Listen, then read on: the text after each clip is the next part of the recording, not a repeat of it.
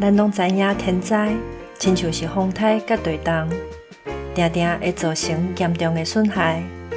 可比讲，今年伫花莲，因为崩山湖会堪得大雨，地势湖水溢出来，水甲沙土就安尼甲水马的庄头淹过。全国人民拢想要来斗相共，出钱搁出力。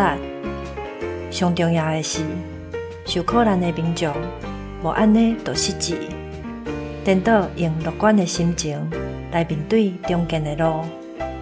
俗语讲，破线引清风，虽然亏线旧搁破，毋过一个有缘会当感受到一阵凉风吹来。这句话就是用来比喻人拄着困境的时阵，会当用正面甲乐观的态度去面对。就亲像花莲的水鸭，只要众人有心，大家团结起来，相信问题拢会圆满解决。